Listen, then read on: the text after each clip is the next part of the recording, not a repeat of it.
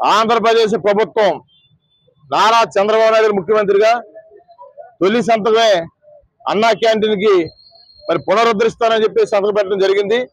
ఆ హామీలో భాగంగా ఆంధ్రప్రదేశ్ మొత్తంలో సుమారుగా 203 అన్నా క్యాంటీన్లు పెట్టాలని చెప్పి నిర్ణయం జరిగింది. దానిలో భాగంగానే సుమారుగా 100 క్యాంటీన్లు ఆగస్టు 15వ తారీఖున ఓపెన్ చేస్తారు. దానిలో భాగంగా భీమవరం నియోజకవర్గంలో భీమవరం పట్టణంలో 3 అన్నా క్యాంటీన్లు పులపతి రామారెడ్డి ఎమ్మెల్యే ఆధ్వర్యంలో ఓపెన్ అవుతున్నాయి. మీరు అన్న మాట ప్రకారంగా రాష్ట్ర ప్రభుత్వం అంత ముందర జగన్మోహన్ రెడ్డి ముఖ్యమంత్రిగా ఈ పేదవారి కడుపు కొట్టే విధంగా అన్ని కార్యక్రమాలు చేశారు.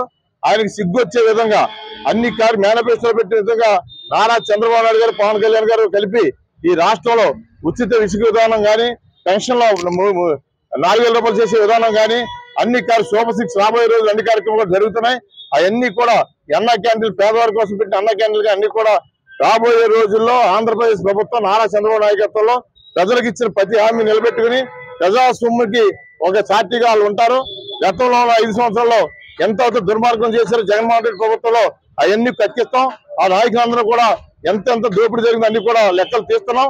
రాబోయే రోజుల్లో పారదర్శకంగా ప్రభుత్వం ఉంటది. ఈ ప్రభుత్వంలో ఈ ఆంధ్రప్రదేశ్ 5 కోట్ల మంది ప్రజల యొక్క ఆశలు మరి జరిగే విధంగా వాళ్ళందరూ సుఖంగా ఉండే విధంగా అమరావతి రాజధాని కానీ పోలవరం ప్రాజెక్టు కానీ కోస్టల్ కారిడార్ కానీ అన్ని కార్యక్రమాలు కూడా జరుగుతాయని చెప్పి తెలుస్తూ ఆగస్టు 15వ తారీఖున అన్నా క్యాంటీన్ ఓపెన్ చేసే విధానంలో నారా చంద్రబాబు నాయుడు గారికి రాష్ట్ర ప్రభుత్వానికి మరి భీమవరం నియోజకవర్గ ప్రజల తరఫున మరి మన శాసనసభ్యుల గారి తరఫున అందరూ కూడా ధన్యవాదాలు తెలియజేస్తున్నాం.